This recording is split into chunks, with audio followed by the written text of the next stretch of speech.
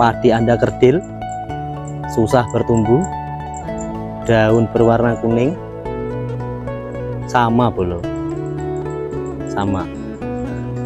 Ini padi saya juga terserang asem-aseman.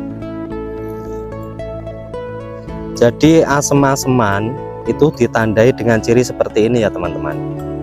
Yang pertama itu tanamannya terlihat kerdil, susah bertumbuh, tidak serempak seperti ini.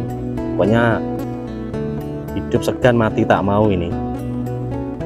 Kemudian yang kedua, daunnya berwarna kekuning-kuningan, kuning-kuning seperti ini, lihat ya.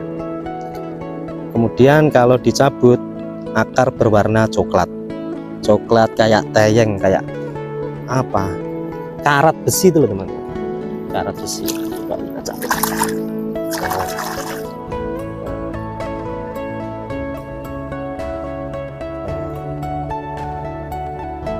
Ini sudah tumbuh yang putih. Kalau sehat kan putih seperti ini. Ini karena sekitar 4 hari yang lalu saya sudah tabur dengan zeolit aktif pakai Javasia dari Javamas Agropos. Kenapa akarnya tadi kecoklatan seperti karat? Karena unsur hara Fe atau zat besi itu malah bersifat menjadi racun, menjadi toksik. Akhirnya akarnya seperti tadi ini. Saat kondisi padi seperti ini, hindari pemupukan urea ya teman-teman. Karena banyak petani yang salah paham, dianggap dengan kondisi seperti ini terus ditabur urea itu menjadi subur. Nah itu malah keliru ya teman-teman. Jadi ini posisi padinya sedang sakit, akarnya juga sakit. Kalau ditabur urea itu akan memperburuk kondisinya, jadi tanahnya semakin masam. Justru berbahaya kalau ditabur urea. Itu yang banyak petani yang salah paham, dianggap ini kurang nutrisi, terus akhirnya ditabur nitrogen. Nah itu memperparah kondisinya, karena lahannya akan menjadi semakin masam. Kira-kira seperti apa penanganannya? Simak terus video ini, jangan skip-skip ya bolo, biar tidak gagal paham.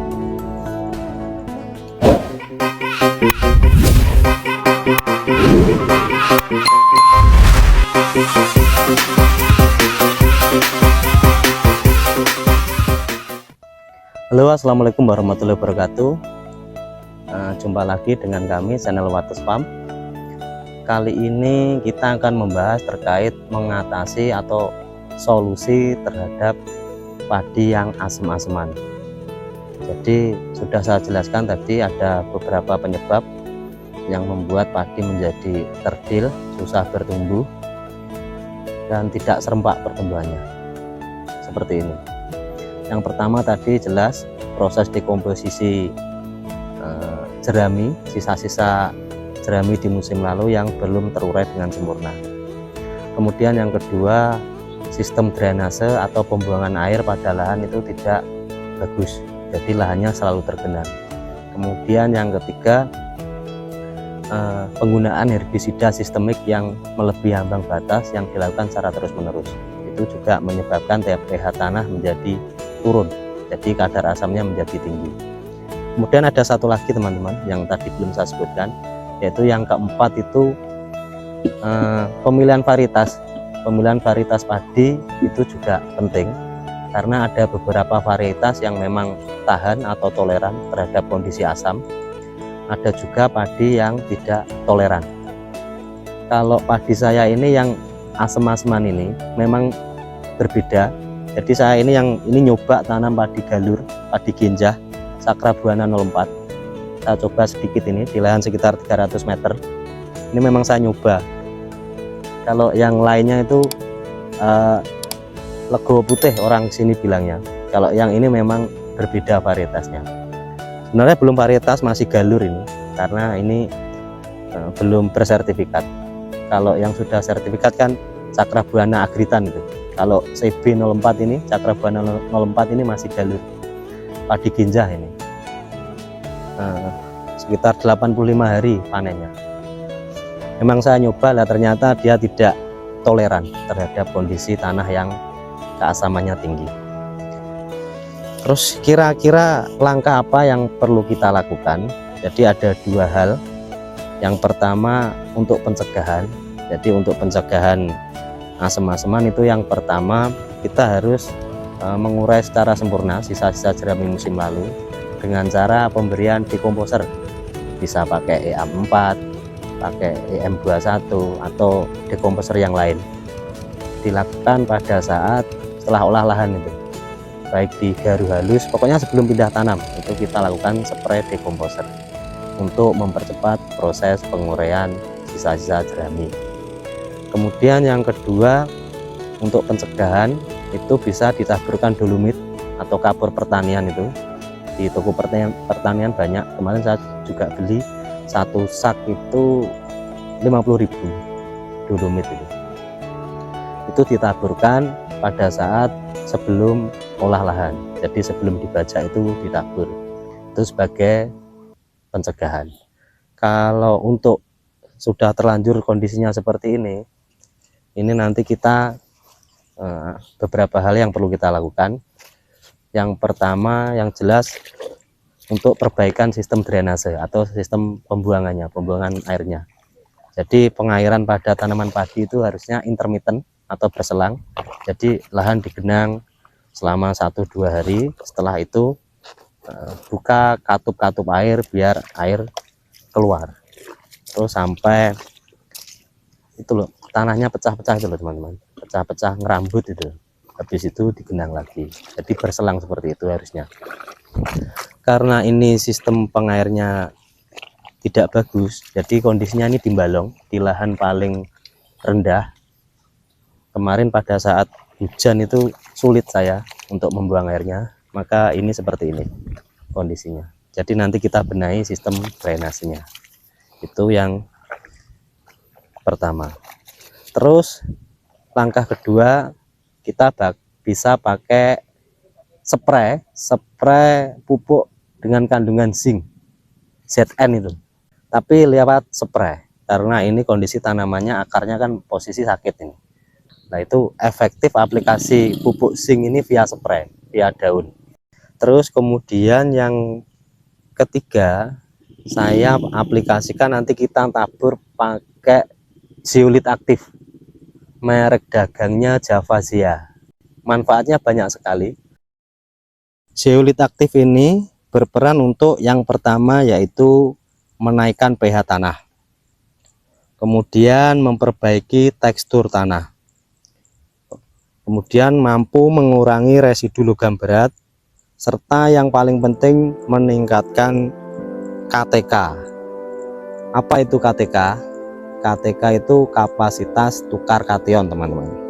Jadi gini, saat kita memberikan pupuk atau menyeprai nutrisi, itu tanah yang bagus atau tanah yang subur itu dia mampu menyimpan nutrisi tersebut. Saat tanaman membutuhkan nutrisi tersebut, itu kation akan melepas unsur-unsur nutrisi yang terkandung dalam tanah. Berarti tanah yang tidak subur itu KTK-nya rendah. Bisa dipahami ya teman-teman. Ini kemarin saya beli itu per bungkus ini 20.000. Kalau di online banyak teman-teman. Ini dosisnya tidak perlu banyak-banyak.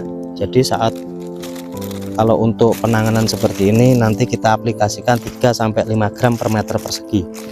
Berarti kalau ini 300 meter itu sekitar 1-1,5 kilo. 1-1,5 kilo.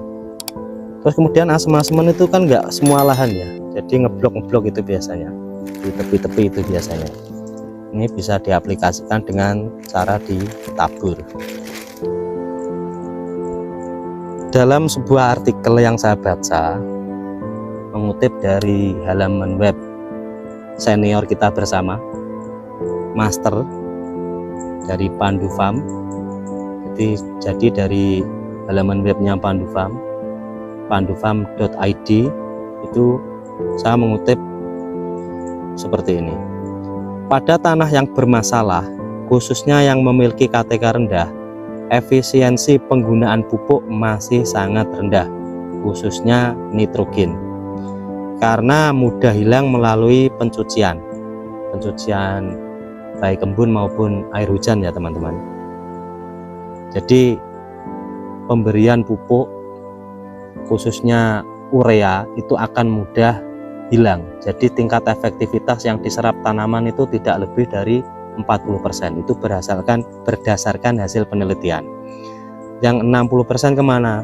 Yang 60% berubah bentuk menjadi nitrat, itu karena tercuci oleh embun maupun air hujan. Kemudian ada yang menguap ke udara dalam bentuk amoniak karena kena sinar matahari, akhirnya menguap ke udara, nitrogen. Terus kemudian berubah menjadi bentuk lain yang tidak dimanfaatkan oleh tanaman. Jadi seperti itu.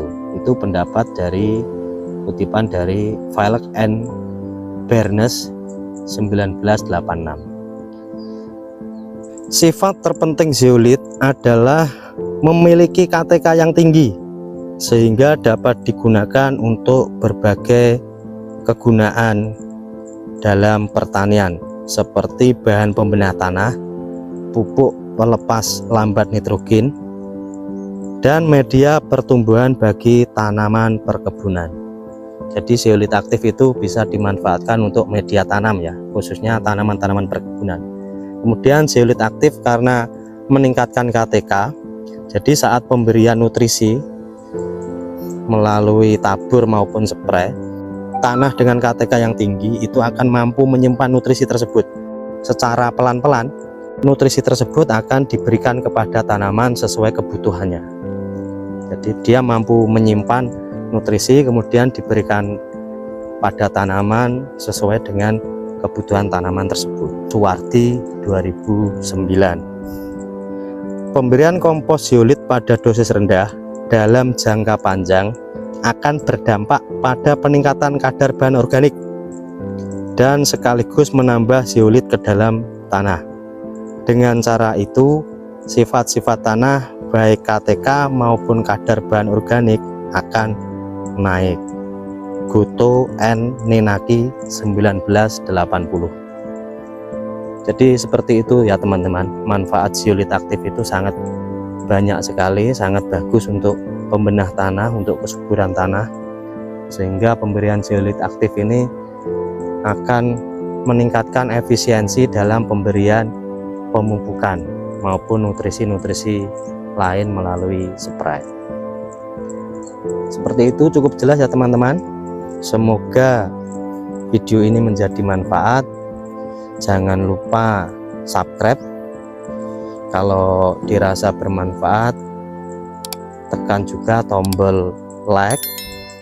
Kalau tidak bermanfaat, silahkan tekan tombol jempol ke atas. Oke, sampai jumpa di video selanjutnya. Kurang lebihnya mohon maaf. Wassalamualaikum warahmatullahi wabarakatuh.